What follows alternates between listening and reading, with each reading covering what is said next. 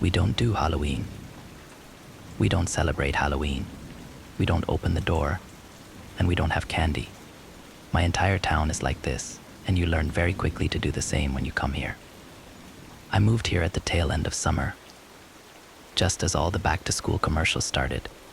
I lived in a city all my life, so when a job opened up in a branch of my company near a town I had my eye on, I jumped at the chance to get out of the noise and grime. My daughter wasn't nearly as thrilled at the idea of picking up and moving across the state. Perhaps I should have listened to her complaints a bit more, but I had a reason beyond what I told her. I found a nice 2-story home on a street that was perhaps 6 blocks from Main Street, where all the stores were.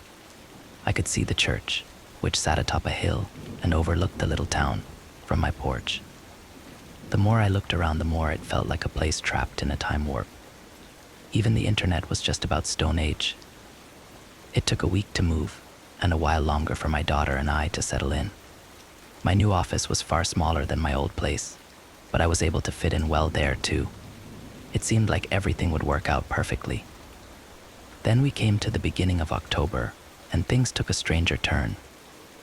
My daughter, Samantha, came down from her room one evening while I flipped through channels. I happened on an old Goosebumps episode and turned to her as she went to the kitchen. "You got plans for Halloween this year, Sam?" "With who?" "I'm the new girl, remember? No one wants to do anything with the new person." She came back into the room with a bowl of cereal. "This place is strange." Dad, she pointed toward the window with her spoon. "It's not so bad." She flopped down on the couch next to me. "It'll just take time to adjust. You'll be the same popular girl in a few months." She stared at me. "You have a very warped view of what my life was like." I laughed. "Maybe I do, but things will get better." "Sure hope so." "But the kids here, it's like they don't know anything about Halloween." I asked about a dance and they looked at me like I had a second head. "Did you?" "No, Dad, I'm being serious. I haven't even seen a store with decorations up. That's like end of September stuff, isn't it?" I shrugged. I had noticed the same, but figured small town stores were better than big box stores and not moving onto holidays 4 months beforehand. I wouldn't worry about it. It's a New England town. Halloween is like in the blood of the land. Not here. I was actually shushed today by a girl at the donut shop. "I told you to stop referring to them as bumpkins." She laughed. "I didn't. I just asked when they'll be doing their Halloween donuts." She shushed me and told me not to ask something like that again. Maybe the owners are super religious. Maybe. Sucks though. I like Halloween. I thought for a moment while she sat next to me watching the episode, and then an idea struck me. "Well, why don't we get the town jump-started? We can start decorating this weekend. How's that sound?" She turned to look at the windows and then shrugged. "I guess that could work." When the weekend came, we spent most of the morning hauling cardboard boxes up from the basement. I was just getting the last one out when I rounded the side of the house and saw a local police car parked at the curb. I heard Samantha's voice and hurried out. "What do you mean I have to take it down?" "What's wrong with it?" "It's obscene. We don't allow that kind of stuff here." "You're insane." "Miss, take it down, or I will have to take you in and write you a ticket." When I came to the front yard, I found a deputy standing a few feet from the ladder that Samantha was on. She'd been hanging up a witch in one of the front windows. "Can I help you, officer?" I asked, and placed the box I carried down beside a bush. The deputy looked at me and glanced at Samantha once more before coming over, his hands resting on his belt. "You, the homeowner?" "I am, yes. She's my daughter." "What's the problem?" "I got a call about obscene decorations going up on this property." He looked me over and cocked an eyebrow. "I haven't seen you around before. You just move in?" "A few months ago." "Yeah," I said, and moved toward Samantha. "Could you tell me what exactly is obscene?" He motioned toward the witch and the few foam pumpkins that had tumbled out of a plastic bag. "Those things aren't allowed here. Halloween decorations aren't allowed." His face turned to anger and surprise, as if I had just insulted his mother. "Do that again, and I'll haul you both in. Take down that garbage by nightfall, or you will be in big trouble." I stood stunned as he stalked out the yard and got into his car, slamming the door. His tires screeched as he took off down the little street. I watched him go and then turned to Samantha, who still stood on the ladder. She stared after the car, a disbelieving look on her face. She came down. That did just happen, right? I don't know. Maybe I hit my head in the basement. Then I hit mine too. I told you this place was weird, she said, and I nodded. Yeah, let me call the station and see if that guy is even a deputy. I left her outside and went into the house and looked for the phone book. I found it and looked for the number.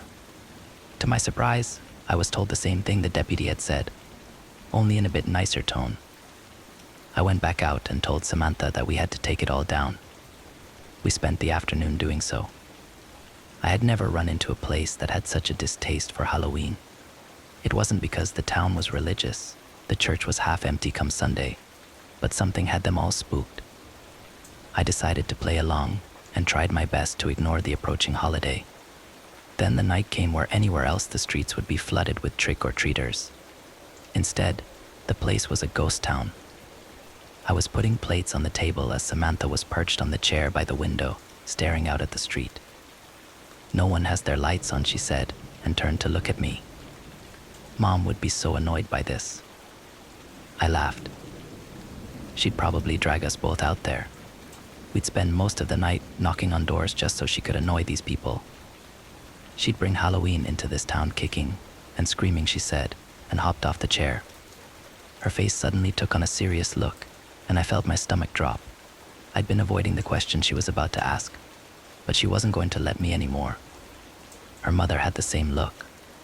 Why'd you move us here, Dad? I turned from the stove where I had dinner cooking, because a position opened up. So it wasn't to be closer to Mom's grave, Sam asked, and crossed her arms. I shrugged and didn't look up. My wife grew up in the town until she was 18 and went off to college. When a heart attack took her life, her parents insisted that she be buried in this town. I didn't have the heart to tell them no, but it was hours away from where Sam and I lived. I told you. I wanted to get out of the city, I said, and felt my voice shake. Sam came over and hugged me. I turned to her and hugged her back, holding her as tightly as I could. I miss her too. You know, Sam said and looked up to me. I know. I just wanted to be closer to her, I said. Sam pulled away and nodded. She wiped tears from her eyes with her sleeve. I'm sorry it's not working out. It's fine. I stopped by her grave yesterday on the way home from school. I was surprised. Sam had a lot of anger at her mother over her death, so much so that she didn't stay for the entire funeral. I didn't blame her. She was barely in her teens. I haven't gone yet. I flipped the grilled cheese I had on the stove. The bottoms were black, her parents still leaving flowers. Sam shook her head. There was nothing on any of the graves. It looked like someone had cleaned everything up. I frowned. We'll take her some flowers tomorrow. Together, I dumped the grilled cheese sandwiches in the trash.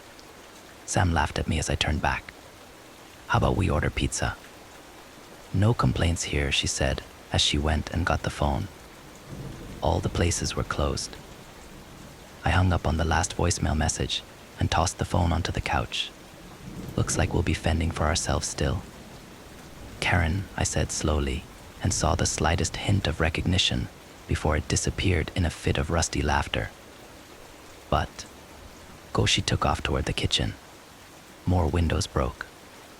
Footsteps sounded from everywhere in the room, but I couldn't think about it too much. I was too focused on the dead woman in front of me who was trying to claw my eyes out. She snarled and looked around at the room. S. M. The name came drawn out and almost in an echo. She stood and staggered toward the kitchen, shoving aside the others who had entered through the windows. S. The basement door opened and Sam screamed. I rushed into the kitchen and shoved Karen back into the counter. I got into the basement and slammed the door behind me and held onto the knob. Karen screamed from the other side. Her hands thumped on the door. The light was on and I turned to see Sam at the foot of the stairs. She held my gun on me and then slowly lowered it. What the hell is going on, Dad? That was Mom. Go get me a hammer and nails. Quickly she ran off and I sat down on the stairs, holding the door and hoping it would hold against Karen's onslaught. She had started to sob again by the time Sam brought me the hammer and nails. It was painful to listen to, but the hammering at least drowned it out for a time. Sam and I sat in the basement and listened as what sounded like hundreds of dead walked around above us. Sam somehow fell asleep in my arms, but I couldn't even close my eyes, not with my dead wife sobbing above me. By the time the sun came through the small basement windows, all sound from above us disappeared. I gently laid Sam down on the rug and went to the basement doors that led outside. The sun was bright and the air chilly as I stepped out. The yard was pitted with footprints. The back of the house looked like a bomb had gone off inside. All the windows were broken, wood siding laid on the ground in pieces. I walked to the front to find more of the same. I stood there, heart in my throat, and not sure what to do. You were warned. I turned to see the deputy from the beginning of month getting out of his car. I told you not to have that crap up. I stalked over. Warned of what? You didn't tell me anything like this would happen, and why the hell was 911 not working last night? Because we don't go out on Halloween. We don't even turn on our lights for fear of calling them. It's not the town's fault that you wouldn't listen. You could have told us. He smiled. You wouldn't have believed me anyway. The warning should have been enough. I wanted to hit him, but somehow managed to restrain myself. My dead wife was here. A solemn expression came over him. You had family buried here. He removed his hat. I'm sorry you had to see them like that. He looked back to the house and took a few steps onto the lawn. Any inside? You hurt any of them? Never got the chance. We hid in the basement. He nodded. Lucky then. Last new people that didn't listen we found dead in their beds. Just what the hell happened last night? I don't know the particulars. You'll have to talk to the librarians or some such, but it's a time that spirits aren't bound no more. The dead can walk, he shrugged. Most places think that the decorations and masks are to keep the spirits at bay. Not around here. They're drawn to anything relating to the holiday, which is why we don't have Halloween here. He went back to his car. He turned slowly once he reached it and looked at me. You need food or help cleaning up, stop on by the church. You've at least learned your lesson, which means you're part of this town and we take care of our own. He got in and sped off. I turned back to the house and could see Sam's little foam pumpkin still in the window, the grin on its face almost mocking. I went inside and tore it from the window and trashed it. It's almost time now for another Halloween, and I'll let this one go by just as I have all the others, as just another fall day. My memories of the holiday are no longer laughter or children having fun, but rather the decomposing face of my dead wife and her sobs. That is why this town and I don't do Halloween. Next story.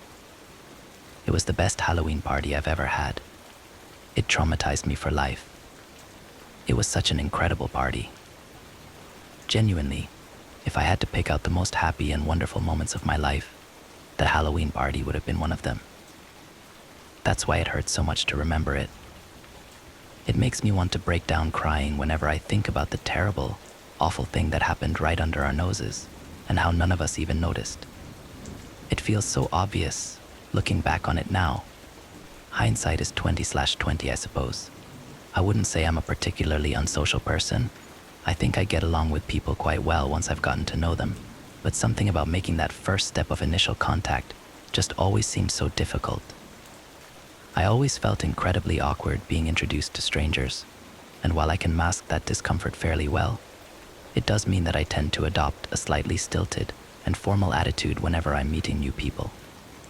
There's a burger place out on Main Street that is open late. We could try there, Sam said as she got the keys from the hook beside the door. I'll drive. I can't wait until you get your license so I can just send you out to get stuff by yourself, I said as I grabbed my coat and we headed out the door. The sky was mostly thick with clouds, but the moon shined rays through them and gave the world an eerie glow. I turned to look at the house as I reached the car and paused. There was orange light coming from one of the windows. You put one those pumpkins in your window. I looked at Sam over the car roof. Oh yeah, huh? Must have missed that one, she said with a sly smile. I laughed as she got in the car. I took the front seat and off we went toward Main Street. It was like the end of the world had occurred. There were no cars on the street and every single shop was dark. Every house was dark. Even the street and stops lights were off, which had to be illegal. But other than the moon, there was no light. We made it to the burger place and pulled into the parking lot. Maybe there's a power outage, Sam said as she stared through the windshield at the dark windows. She glanced at the clock and then at me. Or all our clocks are wrong. I checked my phone. It was only a little after 8. I looked around the area, getting the first chills of something being very wrong. Let's head home, Sam. We could try something out of town. Sam. I said, we're going home, I said, and swallowed dryly. Something had always felt off here, but right then every nerve was tingling and my hair stood on the back of my neck. There was something I was missing, and I wanted to be somewhere other than a car when I realized what it was. I looked back to Sam, who was staring at me, her expression a mix of confusion and fear. What's wrong? Sam. Now she shifted the car into reverse and backed out onto the main street. It took almost 10 minutes to get home. We pulled into the driveway and I noticed that the front door was open. Sam saw it too. You locked it, didn't you? I thought for a moment and was 99% sure I did. I undid my seatbelt and opened the car door. Stay here. Keep the doors locked. If I'm not back in 5 minutes, go to the police station. Dad, I squeezed her hand. Do as I say. She nodded and I got out of the car and started up the walk. I entered the front door and reached for the light beside the door, but couldn't find it. I took out my cell phone and used the flashlight app and gasped. The entire living room was in shambles. The lights were knocked over and the couch was turned over with the TV laying on top of it. I cursed and started into the room.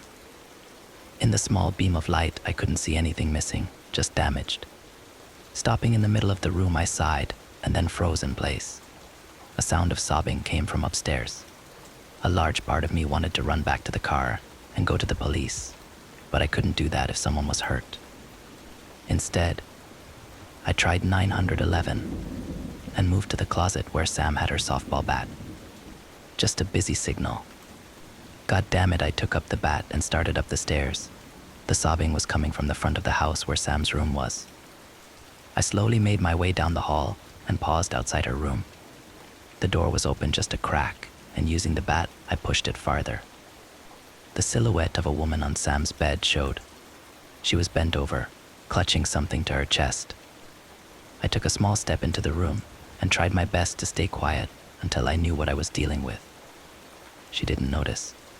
I took another and then froze when a loud bang came from downstairs. Dad, Sam screamed, and I stumbled back against the wall as the silhouette's head darted up to look at me. I couldn't make out much of her face other than the skin looked almost like paper on her gaunt features. She bared her teeth and snarled as she let go of one of Sam's stuffed animals. Dad, they're trying to get in. Dad. I struggled to get out the door, the bat smacking across the door jamb. The woman scrambled across the bed, a raspy laugh escaping her. I tried to close the door, but she was at it before I could manage. I moved to the side as she rushed out of the room. She slammed into the wall, buckling the drywall and causing pictures to tumble to the floor. I rolled backwards and slid down the stairs. Sam stood against the front door. Windows shattered and the laughing became louder from those outside. I hopped the last few steps and turned to see the woman on the landing. She stomped down the steps slowly, her black gown almost like ink in the darkness.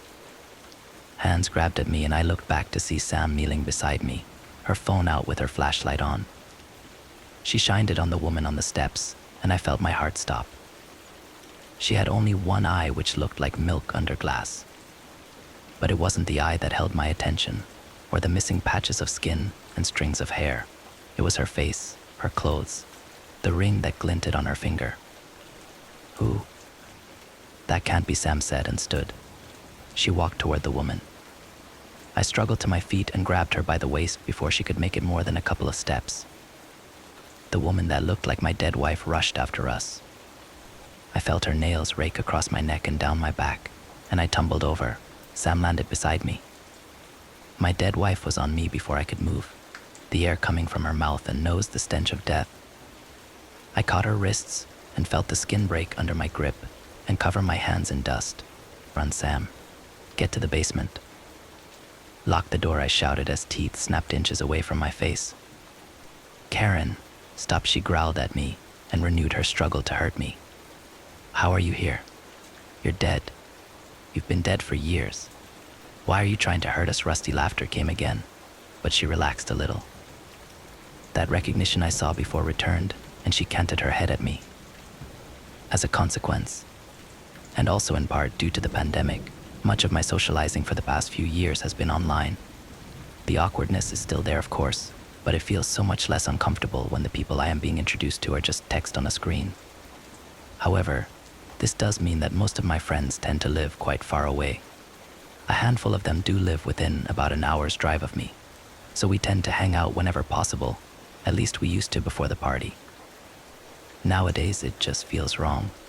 It was on one such meetup with 3 friends of mine that we discussed the possibility of throwing a big party of some sort. We all navigated the same general social circles, and we had considered for a while inviting down the myriad online friends we had acquired over the years, at least the ones we trusted. It was I who suggested we host the party on Halloween. From there, the discussion swiftly turned to themes, since what kind of Halloween party wouldn't have a theme?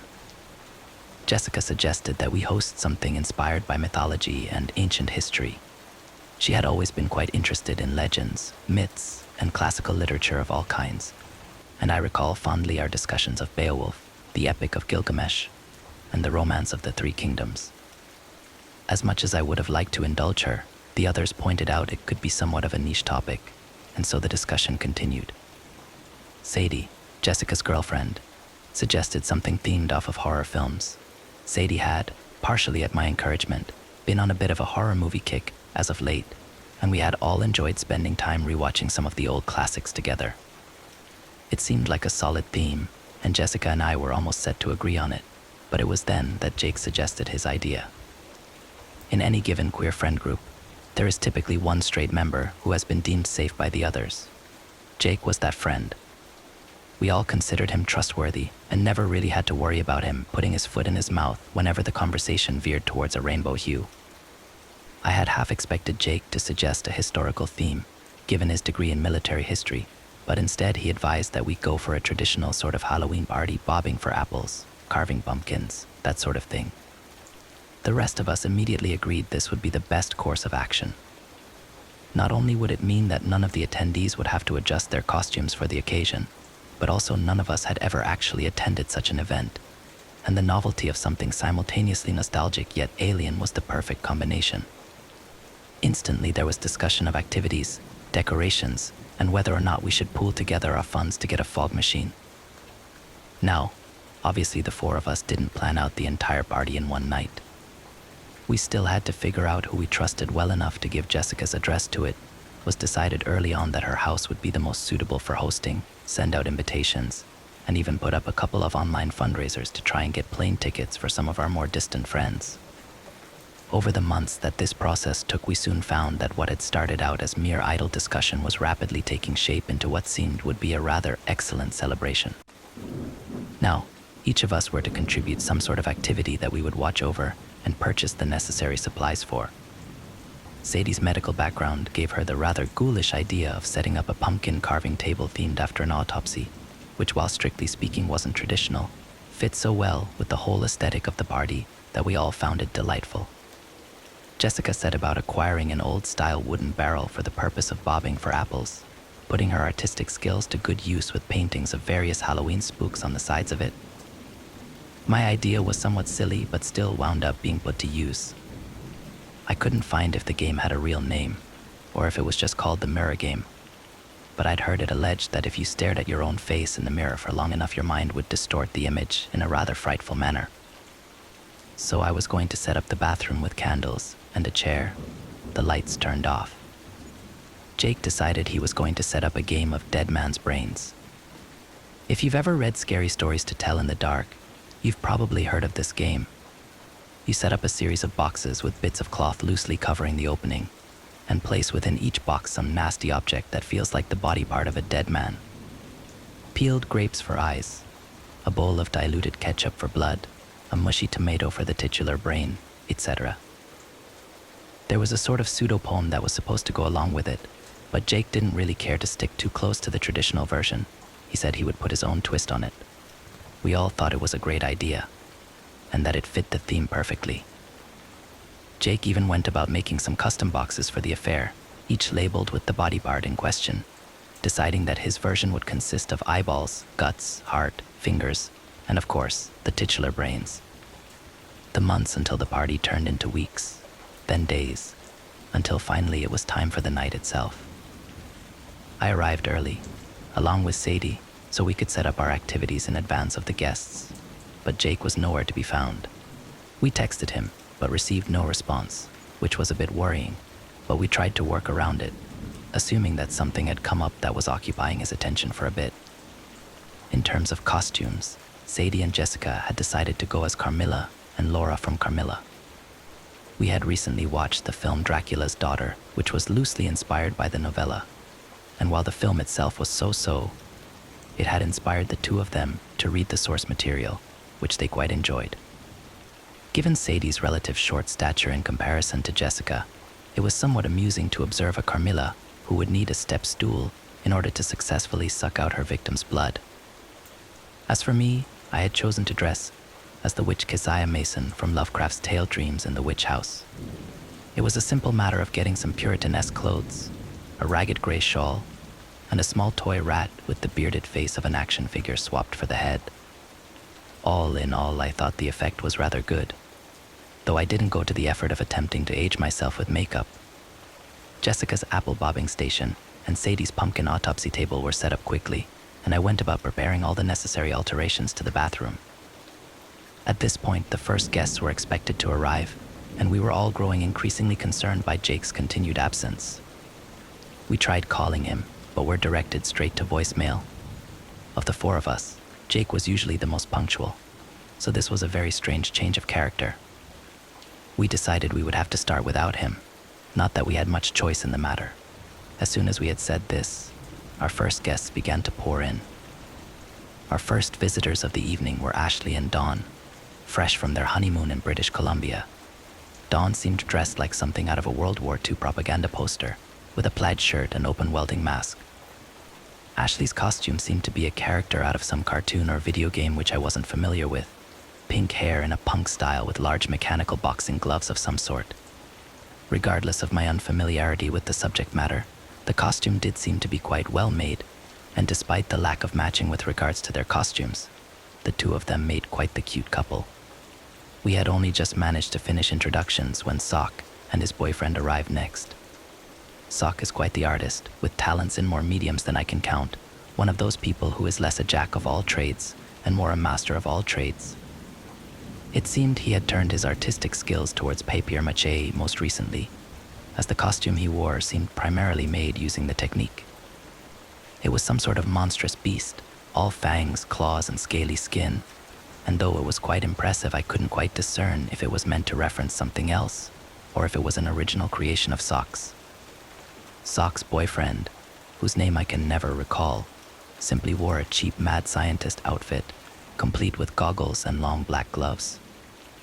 He was a rather short, anxious gentleman, a mycologist by trade if I recall correctly, and while he did seem to enjoy himself as the evening progressed, he tended to just hover around his boyfriend nervously. Next came Carlos and Elizabeth, the two of them sharing a ride to save money.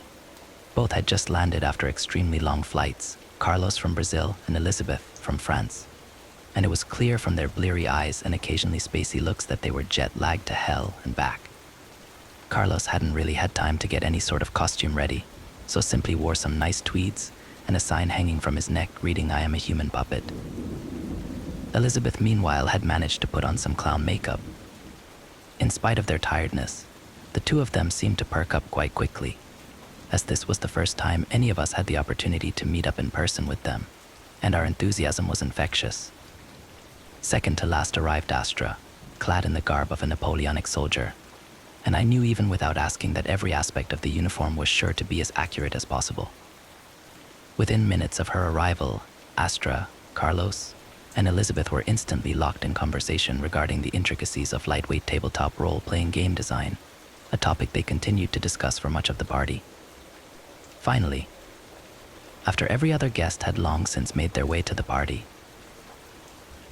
did Jake show up? There was a knock upon Jessica's thick wooden door, and since everyone else was otherwise occupied in conversation, I went to answer it. I found myself standing face to face with a gas-masked infantryman of the Great War, complete with Brody helmet and a replica Webley revolver which I lent him. Next to him were a series of wooden boxes. I greeted him with a hug, which he responded with silently and stiffly. Something was wrong, but I didn't know what. He pressed a piece of folded up paper into my hand, which I read immediately. It said, "Sorry for being late. Couldn't find the card for the train. I've got a cold and I've lost my voice. I'll probably have to leave early. But I figured I should at least show up as long as I can.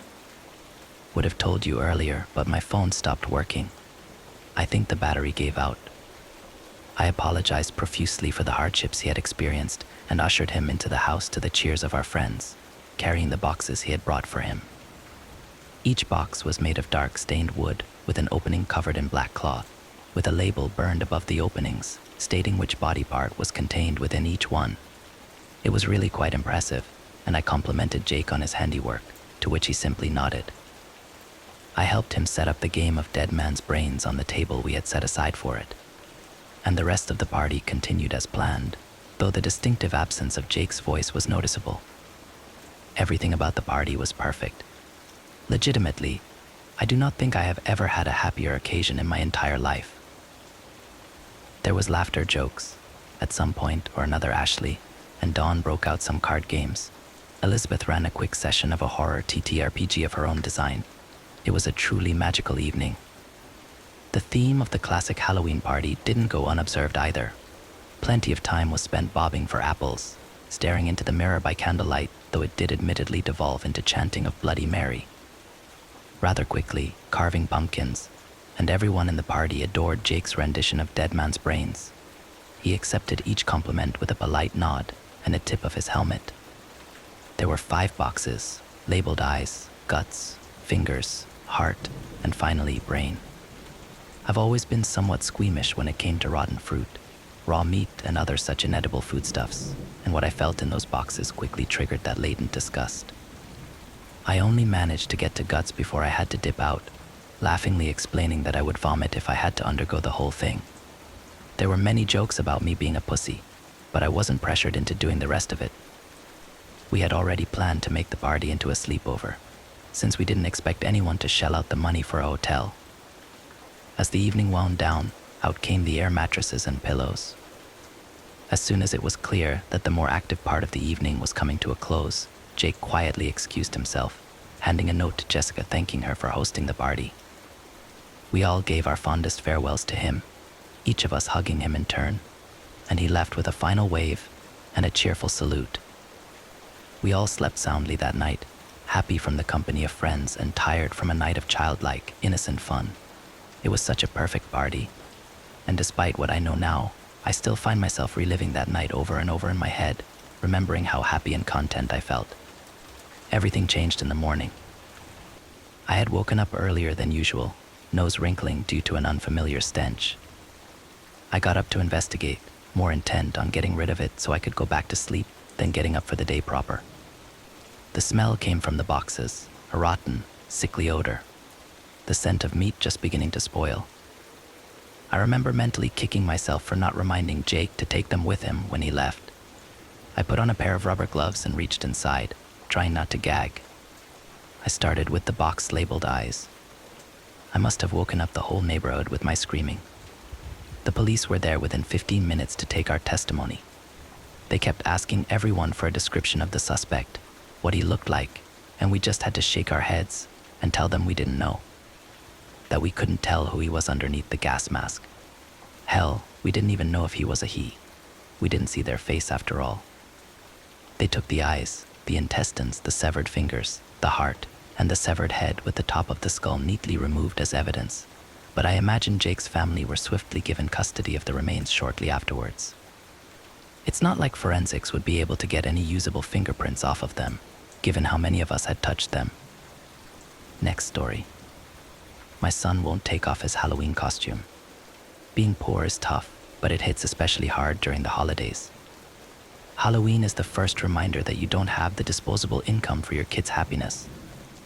I took Austin down to a local thrift store we visited frequently.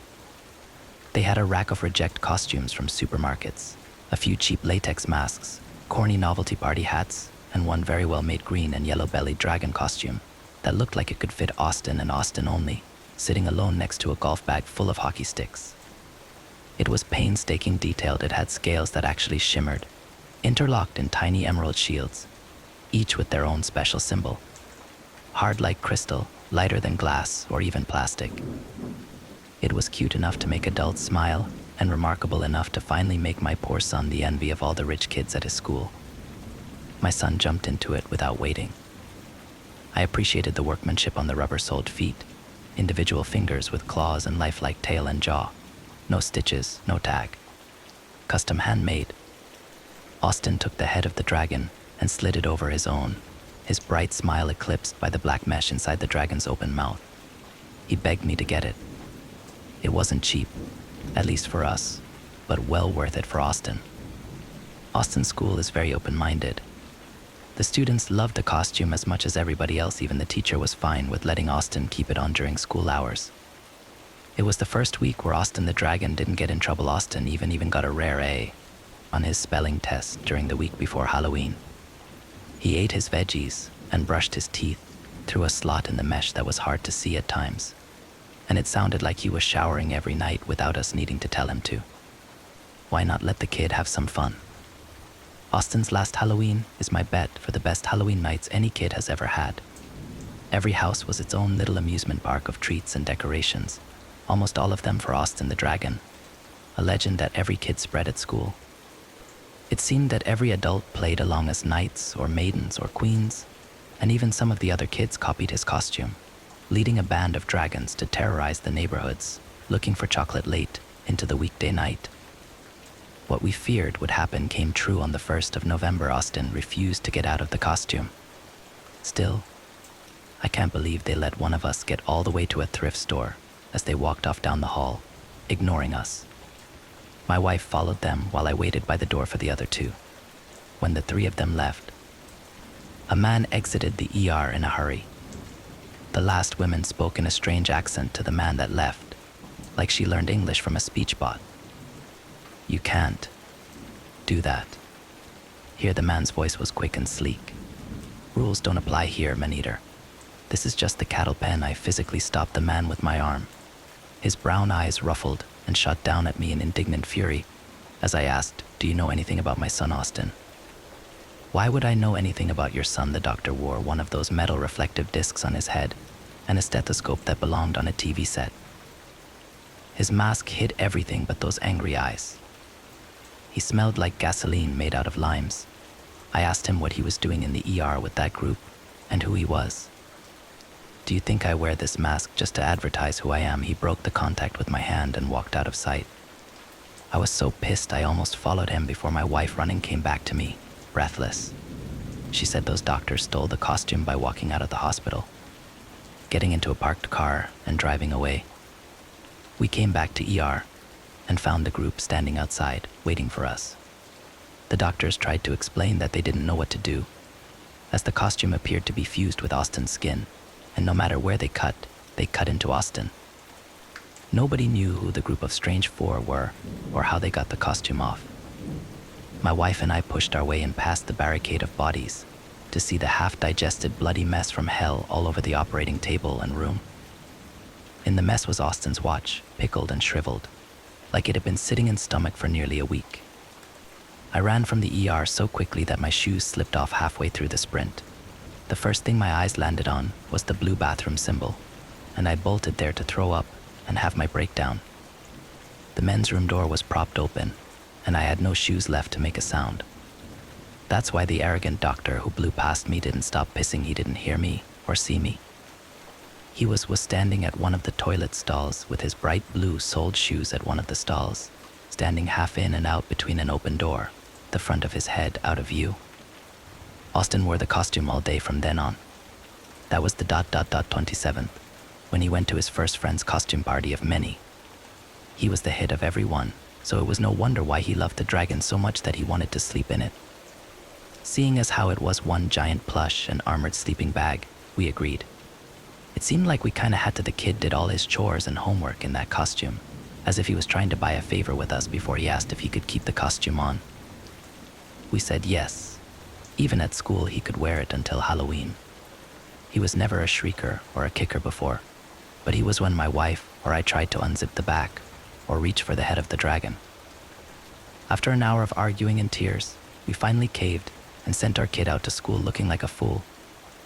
When my wife called me that afternoon saying it was the school and that it was an emergency, all I could imagine was a group of bullies beating up my son in his costume. I rushed all the way to the school nurse's room, where I saw my son on his stomach, laying on the reclined bed, still in the dragon. The nurse told us that a kickball had flown over the fence and bounced off a truck's bumper, launching the ball onto a lamppost and then to the back on my son's head as he was walking out of lunch. A strange event, a stroke of back luck, path of the storm and all that. The nurse did have good news, said the helmet inside the costume may have saved his life, as she could still feel a pulse, even with the costume on. Austin was unconscious and may have been hemorrhaging. We needed to get it off of him. The helmet was stuck tight, so were the side and bottom zippers. The nurse had to ask a custodian for a pair of pliers to get a better grip on the zipper tabs. The nurse clamped onto it and tugged. My wife helped her. I should have left it alone, but I helped the two of them. With all three of us straining, the zipper peeled down slowly like an embedded knife drawing through a torso with sound that reminded me of wet wood splitting. The space above the zipper split open to a deep crimson gash, flashing bones, muscles, and organs. My wife screamed as the nurse yanked up the zipper up alone, closing the oozing, bleeding zippers as best she could as we picked him up. We followed our son in the facility school van emergency ambulance to the nearest ER and waited until dark, until 2 women and 2 men entered our son's ER wearing medical scrubs that were bright white, while the others wore powder green. They each carried an official kind of walk, kind of a march with matching bright blue soled nurses' shoes. They looked like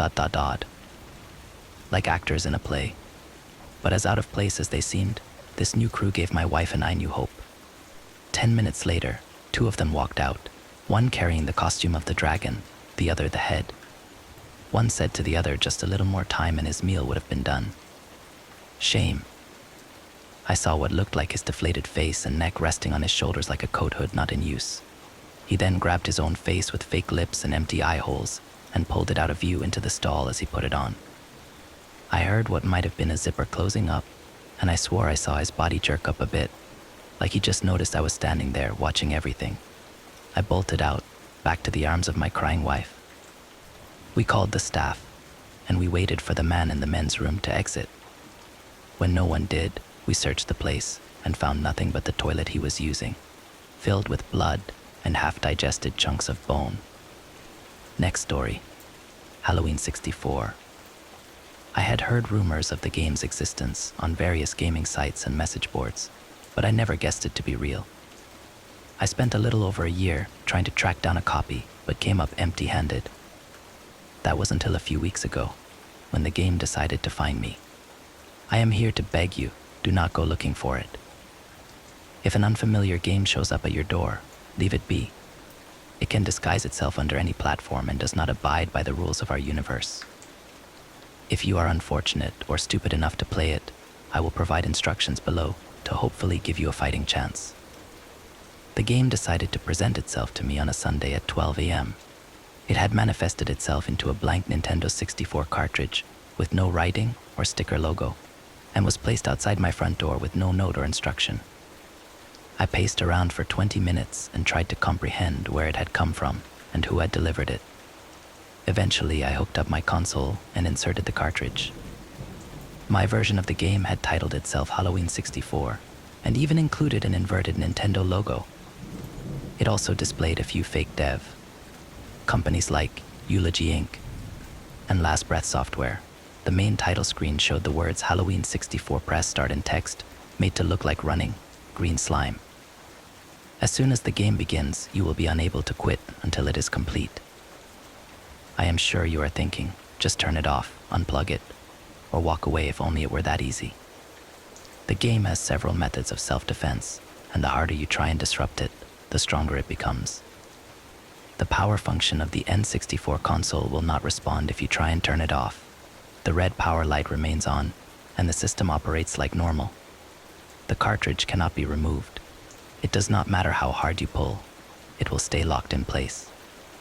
If you annoy it enough, the cartridge will become scalding hot and will burn your skin to the bone. All outside communication will be lost. Your phone and internet will not function while the game is running. Any door or window that leads to the outside world will be inaccessible. My front door would not open, and all of my windows became shatterproof. To be honest, I am not sure if time even passes while playing the game, as every clock in my apartment remained at 12 while playing. You are given 10 lives. Certain aspects in the game will be mirrored in reality. Any pets you own will die as soon as you lose a life. As you lose more lives, you will get sick, very sick. I became nauseous, my head started to pound, and my nose began to bleed. The more lives you lose, the worse you will feel, but you must keep playing.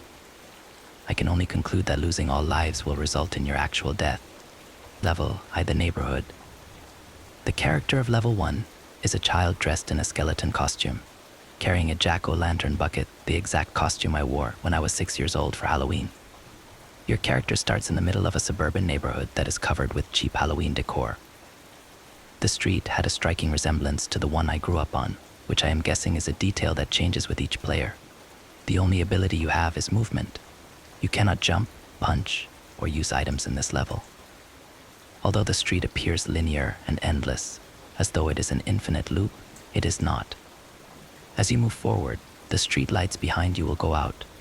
Do not go into the dark, keep moving. If you move your character into the dark, you will lose a life. As you play, you will notice the darkness creeping behind you in reality. After a few hours of running down the virtual street, all of the lights in my apartment went out one by one. Whatever you hear, see, or feel, it is very important to not take your eyes off of the screen during this level. You will hear doors in your home open and close, footsteps, and even a familiar voice whisper in your ear. Do not lose concentration, or you will lose more lives. You may even feel a hand rest on your shoulder. When the game gets bored of level 1, it will end without notice. The timer on the screen showed that I ran for 7 hours and 26 minutes before it ended. Level the house. Level 2 is displayed in first person. You will enter a house with limited visibility, as a dim flashlight is your only source of illumination. As you progress through this level, you will notice a climate change around you in reality. My apartment was freezing, making it extremely difficult to concentrate. Again, you must keep playing. If you get up and try to adjust your thermostat or get a coat, you will lose a life. I lost 4 lives during this level and started coughing up blood. As you move through the house, you will discover various weapons. When you recover all of the weapons, you can progress to level 3. These weapons cannot be used in self-defense. It is best to not equip them, as your character will only use them to commit suicide, thus resulting in the loss of more lives. As you move through the dark house, you will hear and see things that will test your limits as a human being. I will not go into detail, but I saw and heard things on that screen that were deeply personal, disturbing, and worst of all, genuine. Be prepared to witness every terrible experience of your past, all of those things you have repressed, forgotten, and maybe even went to therapy to try work through. Once again, you must keep playing, and you must collect each weapon. Level final. I entered this level with 2 remaining lives, almost certain that I was destined to fail. Like the former levels, I believe that it custom tailored to the person who is playing. Again, this level remains in first-person view. You will enter a bedroom and see a person lying on a bed, asleep. They may resemble a loved one, a friend, or yourself. I saw the body of my best friend who passed away 10 years ago. You will have access to every weapon you grabbed in level 2, a knife, blowtorch, baseball bat, and screwdriver. Your objective is simple: kill the person in the bed. They will not fight back or move. Once their health bar is diminished, you will win the game. I chose the knife. I walked up to the bed, aimed, and struck the body with the blade. White-hot pain filled my eyes, and I instantly discovered the catch of level 3. Whatever pain you inflict on the person, you will feel in reality. You will not lose any blood, you will not lose consciousness, and you will not die, but you will feel every single sensation. If you take too long in between blows, your player will lose a life. The person on the bed will beg you to stop. They will scream your name again and again. It took me 20 minutes to stab them to death, and I could barely hold the controller when it was over. I completed it with 1 life remaining. My physical body was cold, frail, and broken. I remember reading, "Game complete" on the screen just before blacking out. I am not sure who the game will choose next, or if it already has. I just pray that they will read this before it is too late. Next story. Every year on Halloween, a child under 10 years old goes missing in my town. My daughter turns 10 in 6 hours, and I am absolutely terrified. I don't know what I'll do without her. Since my wife and her mother has passed away, she really helped me keep it together. She truly is the light of my life, and the only person that brings me absolute joy in this otherwise bleak existence. I live in a small town, very rural, where old traditions are pretty much followed right to the very bone.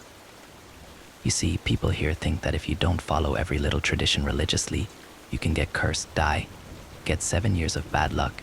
You'll be haunted. You'll be driven off to do crazy things like murder or suicide. They say that if the things in the woods don't get a child every year on Halloween, they'll come out and devour every single person in town. This event is taking place for the past 300 years since the day they ate a big number of kids on a Halloween night. The townfolk had a meeting in town, and they proposed a pact to the things in the woods. They said they'll give them 1 child each Halloween if they'll be left to live in peace. The things agreed, and that's how the town survived until now. You might ask yourself what happens when there are no more kids under 10 in town. It's simple. They just go to the orphanage and take a kid from there. But that's just for emergencies. I think it only happened once in our history. Last year, the Petersons lost one of their twins. They didn't want to give him to the things in the woods, so the mayor came in and took him forcefully, even if the parents and his little brother cried not to. They didn't care and still took him. Next week, the parents were killed after they attempted themselves to kill the mayor. They were shot point blank by the town's sheriff, and their bodies were offered to Miss Ludmila, who owns the town's bakery. She had to dispose of them. Now, Ludmila is the one who intermediates the whole deal. The child is taken to her bakery, and she kills him with a blow to the head, but not before she drugs him so the kid can be asleep and not know what happens. They say it's the most painless and humane way to do it. She then puts on a black robe, lets out her hair fall down on her shoulders, and delivers the pies herself in the forest, while the town's residents are to stay indoors until the whole charade is over. There's never been any trick or treating here. She is said to have supernatural powers, and no one really knows how old she is. She's been here long before I was, but I don't think she's any different than any of us. She's just a sad old evil woman who's being used by some evil powers to do their bidding. That will stop this evening. By God, it will, I swear. She doesn't deliver the body straight up to the things in the woods. No, they are past that. With the whole society evolving, they evolve too. These beings are old gods or whatever they are, don't like their meals raw anymore, and they don't want to get messy. So Ludmila makes them meat pies. Human meat pies which they devour like crazy. You can hear their cries of joy, and the way they chew makes my stomach turn. My daughter knew about this whole ritual. She had kids in school who lost their lives to those monsters. The death of her mother made her so strong, and I think she understood quite very well what my plan to get out of this whole nasty situation was. We packed our bags, and after the thing was all over, we wanted to escape the town and run away to someplace safe. To a safer city where everyone was normal, and they didn't have these stupid traditions and monsters and old gods and things that ate children. I was to deliver her to Ludmila with no fuss whatsoever. She was supposed to cry and act scared while I went back home and waited for the whole thing to be over. The mayor came by earlier today to see how I was holding up because I was known as an upstanding citizen in this town, law-abiding and always respecting the traditions. Just you wait, son of a bitch. You're gonna like what I have in store for you and the rest of these goddamned brainwashed lunatics, I thought. Night came. There were 3 hours left until Amanda's birthday, so we had to hurry or Ludmila would have been pissed off. I went and knocked on the bakery's door. She answered, already wearing the black robe for the ceremony, and invited us in. She started telling lies to my daughter that she will go to a better place, that the gods very much appreciate her sacrifice, that with her courage the town folk will live to see another year. The old demented hag thanked me for understanding that this was how it was supposed to be. Every citizen had to do her or his part in this town. No questions asked. Like that's gonna happen, you fucking ugly witch, I thought again, blood beginning to boil inside my veins. With all due respect, Miss Ludmila, but can I stay until she's asleep? It gives more comfort to know she doesn't feel any pain, I told her. She replied that it was the least she could do for me and that she respected me a lot for the way I handled this situation. She then injected my daughter with the sleeping liquid thing, and a couple of minutes later she went down under. Now off you go, Mr. Liam. You don't want to see what's next, she said. I turned around to leave, and I locked the door from the inside. I pulled out the knife from my back pocket. No, I don't think you want to see what will happen. You evil bitch, I said, grinning. She let out a huge gasp, and that's when I slit her throat, blood staining the white floorboard. She dropped dead right in front of me. I took my kid in the pantry and laid her on the floor with a pillow under her head. Then I got down to the ugly part of the plan. I undressed Ludmila of her black robe and scalped her. I was to dress just like her and wore her hair. Then I started chopping her up. It was messy. I didn't know what I was really doing, but I knew I had great cooking skills. It took me less than an hour to dismember her, and then I went to her kitchen and got some pastry dough. Needless to say, I did generous portions of meat pie.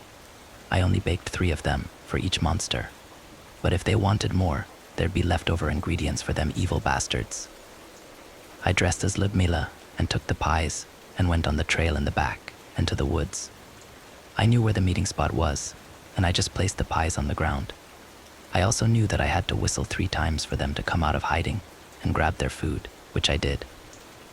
From the darkness of the woods, 6 hands with claws on them extended to grab the pies. They thanked me and I said welcome, mimicking Ludmila's voice. Then I ran off as fast as I could back to the bakery and saw Amanda was just waking up. Honey, it worked. Let's go back home, get in the car and out of this cursed town, I told her while hugging her. Yes, Papa, she said, yawning, still coming to terms with what had happened. We arrived home and went straight to the garage where everything was packed in the car. That's when I heard the creatures starting to vomit in the woods, cursing that they've been deceived and lied to. After that, I heard trees breaking and falling, the beasts running over them, and they started to howl, meaning that they were coming out of hiding and into town to eat everyone up. My heart was pounding in my chest, and I hit the acceleration like I was in a race. I was in a race, one for mine and Amanda's life. As we were leaving the town, leaving behind the screams of those fanatics that lived there, I saw that the clock struck 4 a.m. She just turned 10 years old. Happy birthday, sweetheart, I told her while going past the city exit. I think now we'll have a shot at a normal life. Away from the evil that dwelled in that town, and away from those evil people that lived in fear and fed children to those monsters.